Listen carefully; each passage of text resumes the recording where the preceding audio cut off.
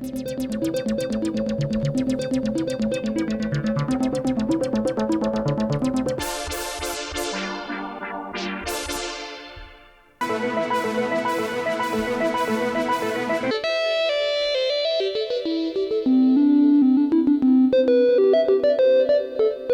I'm Robin Vincent and welcome to Molten Music Technology. Today we're looking at the Arturia KeyStep 37. It's a new elongated version of their original KeyStep, which was pretty unique when it was released because it had CV and gate outputs. Just the one, so you could run one sequence, a little sequencer that could do MIDI and modular. It was an absolute breakthrough, I think, because up to that point Eurorack sequencing and MIDI sequencing seemed to be very separate things, and this in a little keyboard brought together those two ideas so that you could just put down a little keyboard and play a melody on your modular. I mean, it's mind-blowing really that these things seem to be so insurmountable.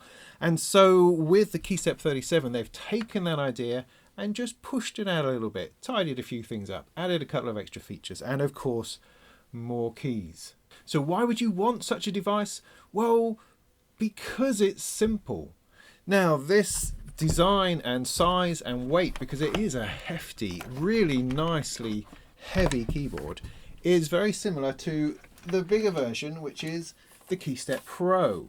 They are the same keyboard, well, at least as far as I can tell, but this has got a whole load of other paraphernalia going on, 4 channels of sequencing, a whole load of CV and gate outputs out the back. This is an overwhelmingly good sequencer. But if you've just got a small rack of Eurorack and you've got a few other MIDI bits and pieces and a computer, you're not going to really want that. You want something simple, something immediate, something intuitive, something you can just sit down, plug in, bash out a tune with. That is the KeyStep 37 in all its simplicity. So what you get in this thing is 3 modes of play, really. Well, you get to play it. But then you've got a chord mode, which is newly enhanced for this version. It was very simple on the original KeyStep. You played a chord and then you could memorize that chord and play it on one finger. A lot more stuff in here that I can show you. It's got an arpeggiation mode, which has a couple of really interesting new modes within it, which I want to show you. And then it has a sequencer, a polyphonic sequencer, only 1 channel of sequencing, but actually that's really useful and really interesting. It's like they've built enough in to make this a completely perfectly usable MIDI and Eurorack controller without overwhelming it with features. So it's just enough. Just enough before you have to make the leap to something far more complex. So what I'll do, I'll bring you in, I'll explain what I've got going on here, and then I'll take you through the good bits. Now the KeyStep 37 can run 3 things at once. It can run CV, it can run MIDI, and it can run USB MIDI. Now first of all, I'd like to point out that it has MIDI ports. Real traditional MIDI ports with like MIDI cables, because we were all kind of wooed by the whole TRS MIDI thing, and that seemed great. MIDI jacks going to other MIDI jacks, it all just works brilliantly together without the fuss of big chunky MIDI cables, except for the whole Type A Type B thing, which has driven us all nuts because they're not cross compatible, and does this one work with that and does that. So MIDI ports, really nice. Thank you for the MIDI ports. We understand those, we know how they work. So I've got MIDI connected up to the Sculpt here, playing a bit of an organ sound. I've got USB MIDI connected up to the Surface here, playing Pigments. And then I've got a little modular rack here with an STO oscillator going through a wasp filter, which you can hear if I turn these down.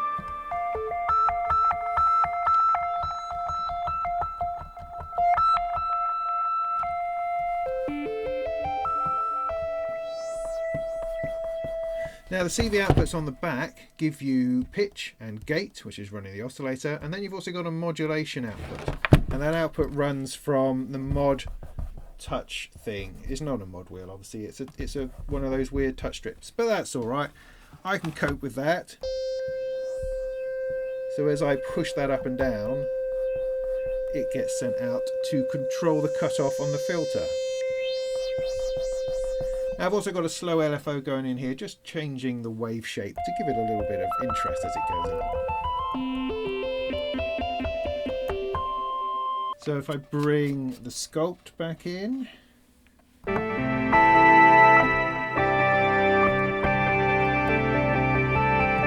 just take this out for the moment.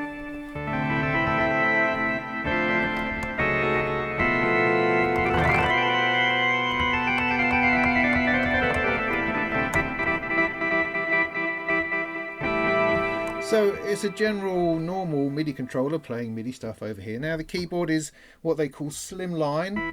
It's not awesome. It's the same as it is on the KeyStep Pro and some of their other bits and pieces. It's not designed as a keyboard player's keyboard. It's sufficient. It does enough. There is velocity. There's also supposed to be aftertouch. But I've got no feeling for that at all. Might be in there somewhere. I don't know, unknown at this point. If I turn to pigments for the moment. The other thing you have is these 4 knobs here. Now these are tied to the chord mode, which you're going to look at in a moment, but you can also use them as MIDI controllers. Using Shift and the chord button turns on 4 banks, 1, 2, 3, 4 different colours of MIDI control. So I've mapped these 3 knobs here to functions within Pigment, so a bit of filter, a bit of resonance,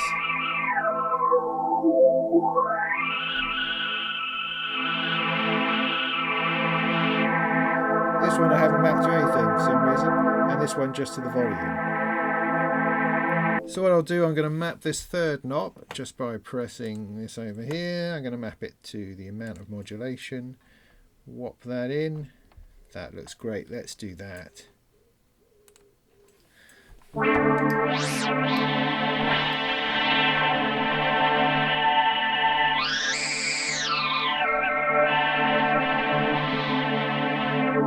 So as a MIDI controller, it's alright. You've got 1, 2, 3 octaves. You've got pitch bend and modulation. You've got a little bit of MIDI control that's mappable. It's all good. You're not buying it for the delicate nuance of the authentic key bed. You're buying it because it's compact, useful, the keys are big enough, there's enough response, and it's these other features that really make it interesting. Along with, of course, the ability to run some modular. But first, let's have a look at chord mode. So chord mode here is when it's orange. The idea being that you can run single note chords. You dial it in with the type knob.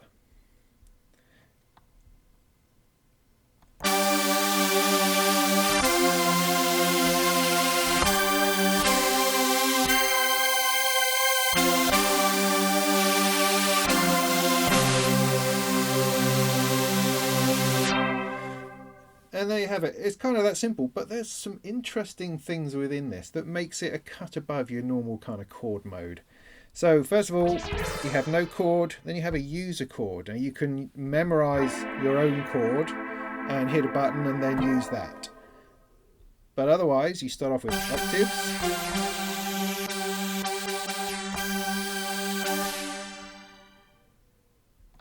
Then you've got, oh I don't know, fifths. Suspended,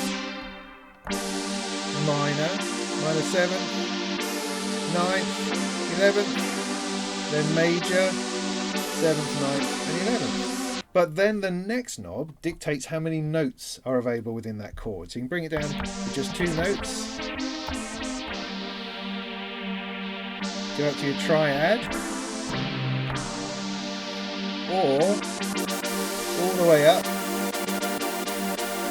16 notes, as if you've got like 2 pairs of hands playing a chord.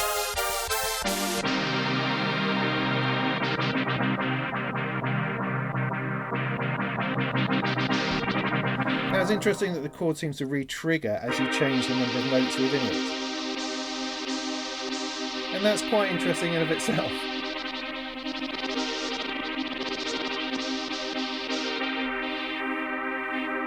This this next knob, velocity apparently is greater than notes. What this does is introduce velocity as a way of specifying how many notes are being played.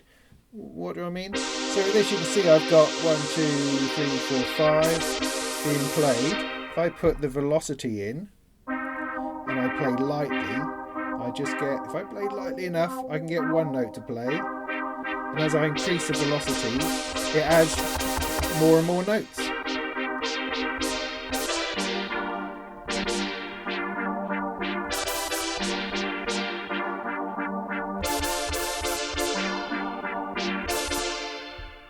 Now, the keyboard being what it is, the ability to hit the right amount of velocity for the right amount of notes is, a little bit on the hit and miss side, but it works well enough and gives a dynamic bit of expression to the chord mode, which is nice. Possibly, I don't know. The last option is strum mode. Now this is really interesting.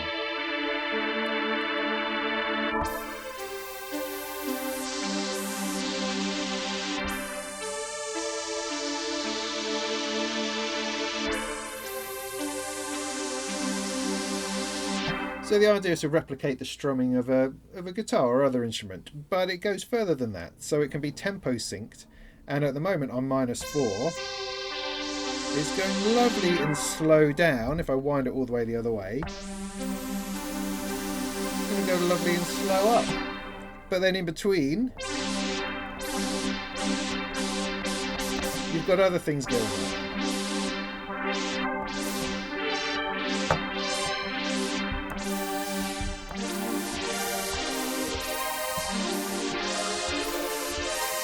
So with negative values to the left, it's coming down. With positive values, it's going up. Nice. Now the chord mode is of course completely irrelevant to the modular, because the modular is monophonic and I've only got a single channel of CV coming out of there. But perhaps the strum mode could play those notes individually and give you a little bit of access to chord mode and modular. And of course you're only going to get one note as you play a chord, but then you introduce the strum.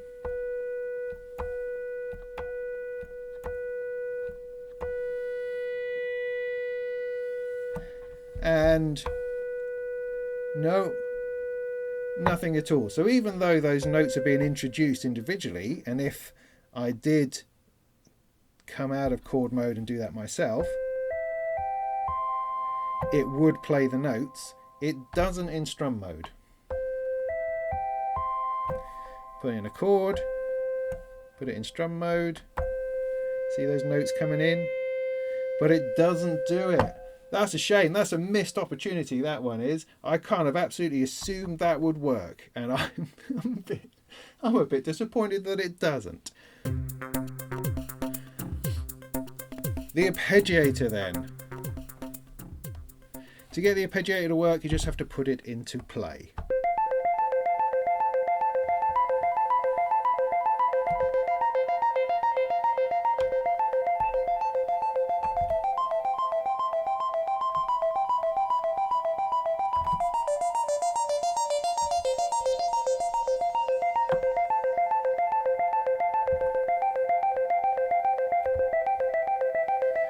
There's a hold button, so you don't have to have your fingers on there the whole time.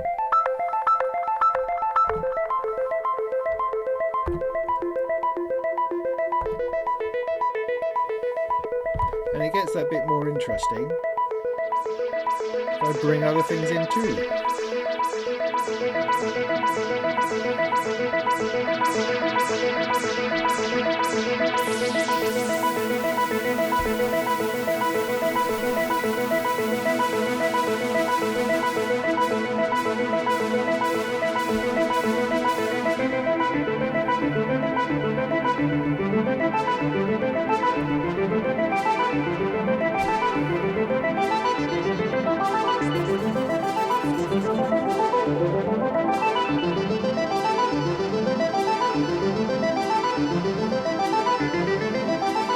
One nice feature is that you can pause an arpeggiator I mean, normally speaking, when you use a hold button, you take hold off, it's gone, and you can't get it back. You have to play it again if you can remember what on earth it was that you played. But using the play pause button here, you can pause the arpeggiation and then bring it back in again, which is really nice. There are multiple modes, of course, all the usual sort of ones, the up, the down, the up, the sideways and backwards. You can also transpose down using shift and the octave button.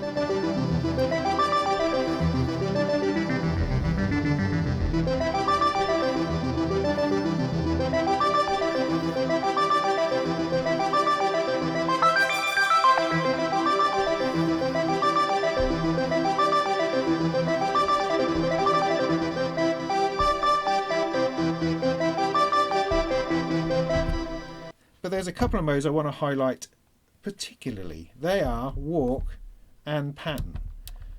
Now what walk does is that it decides which note it's going to play next, based I think on the order of your fingers going down. And then there's a 50% chance that it's going to go to the next note. There's a 25% chance that it's going to stay where it is. And there's a 25% chance that it's going to go backwards. And that generates quite an interesting set of variations upon whatever it was that you played.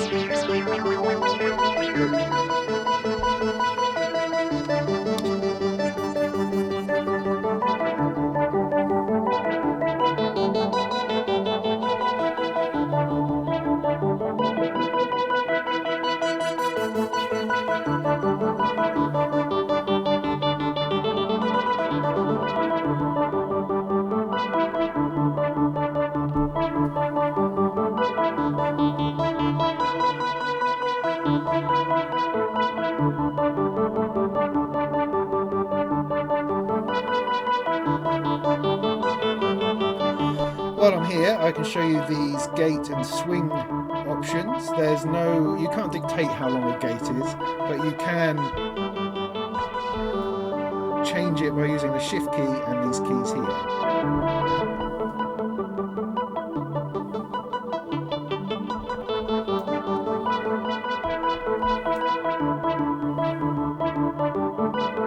Introduce some swing.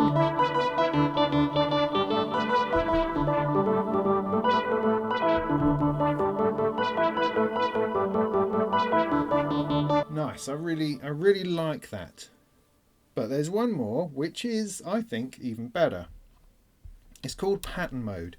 Now, these two weren't available on the original KeyStep. They had some other form of randomization built in.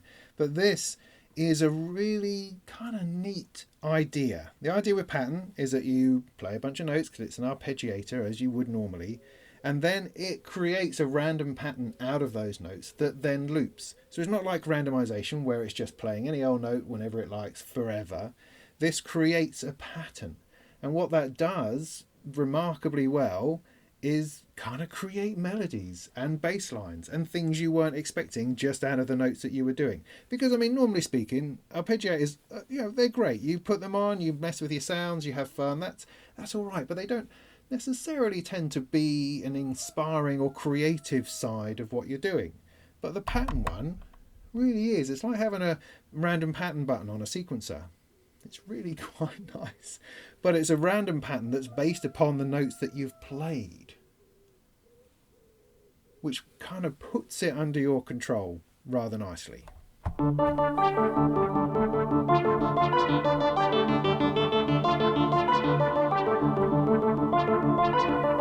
So there you go. It's already doing it.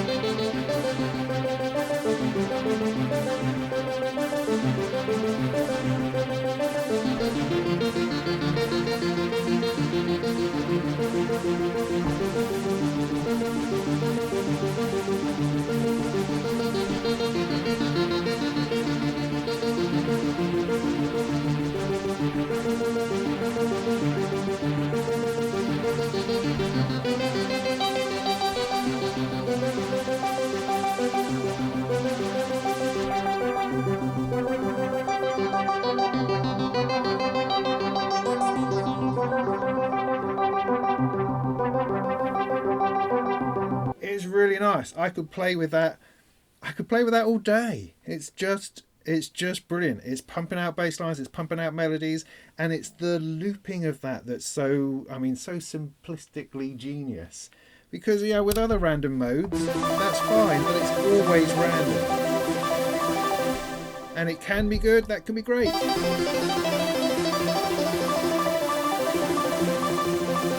But it's not creating a pattern, you're not getting hooked in. Whereas with pattern mode,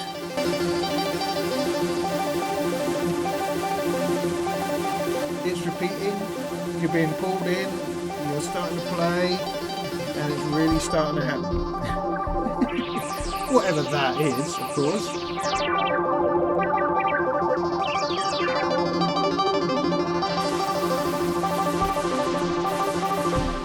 So there you go, that's 2 extra modes they've got on the Arpeggiator side, which are just worth your time. Those alone make this an interesting little thing.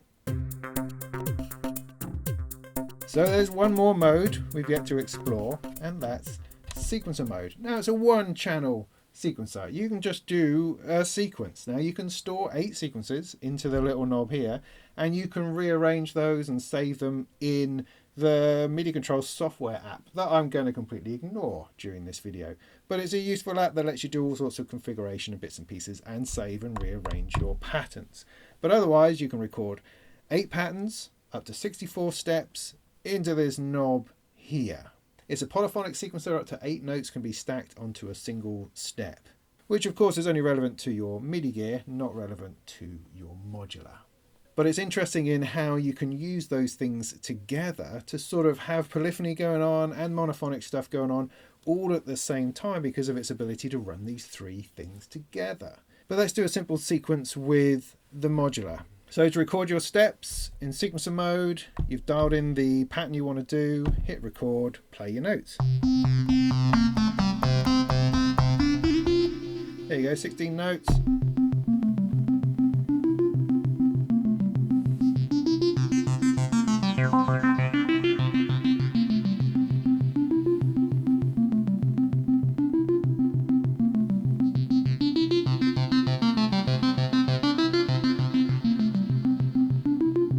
I can then transpose with the use of a key.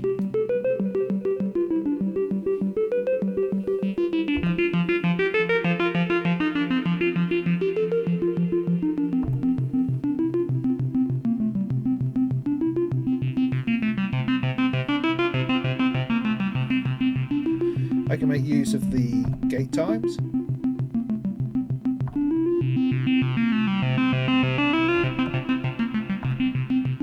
And the swing.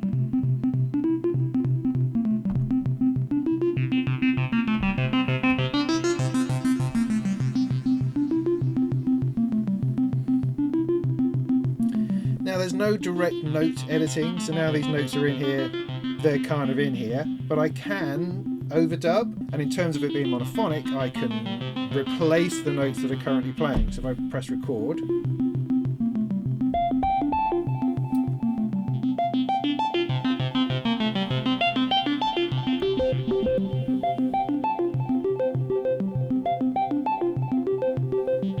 so the sequence that was originally there, the notes have now been, quantized and pulled into those individual steps.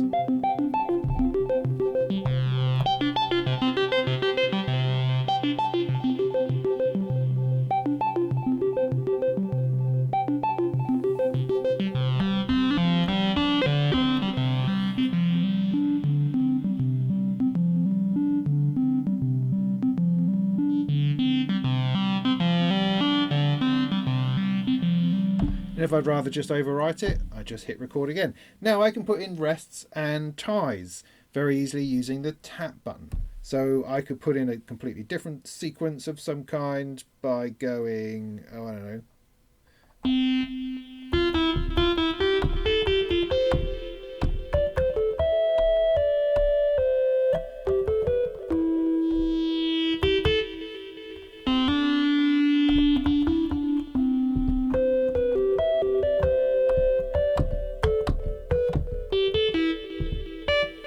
There you go, 64 notes.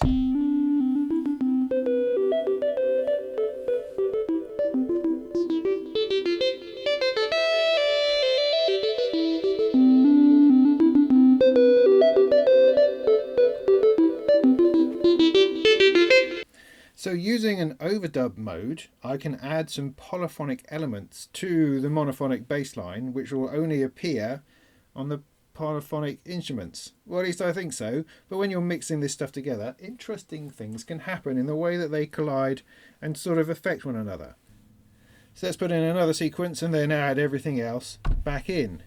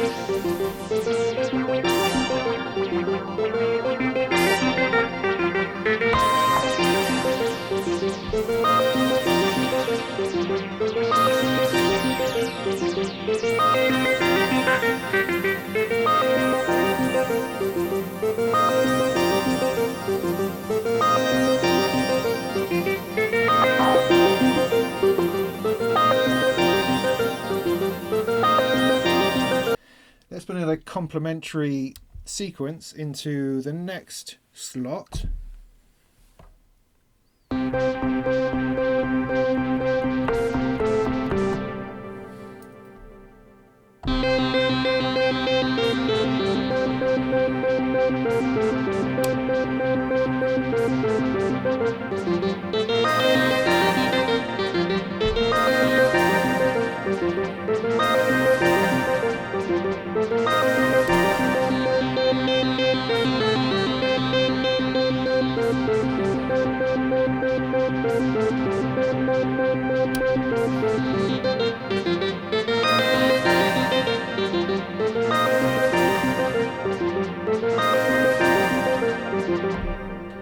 And we'll put another one into the next slot.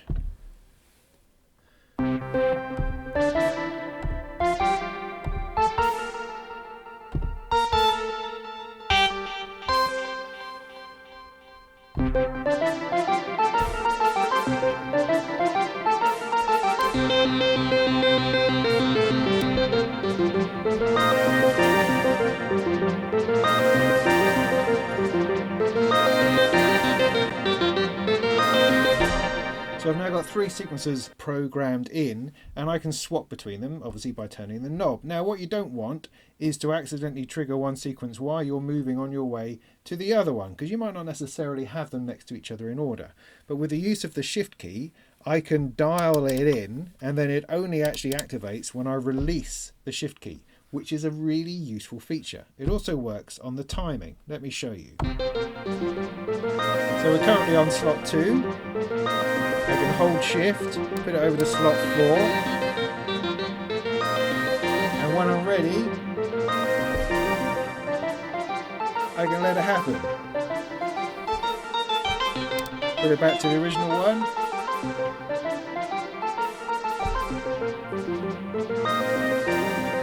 And you can also do it with the timing. So if I want to throw the timing to something completely different, I can hold shift, dial it into 16 triplets.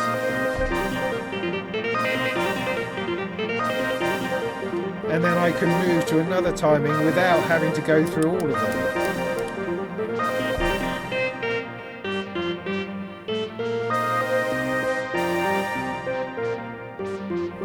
So there's one last mode to show you, which is keyboard play. When you're running a sequence, you can be in transpose mode.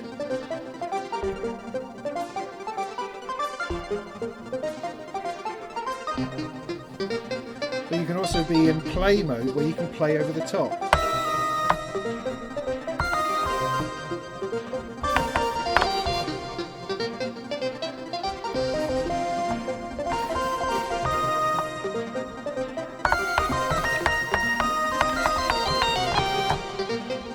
And if you're using MIDI, you can actually assign that to a different MIDI channel to play a completely different instrument. So there you have it, the Arturia KeyStep 37.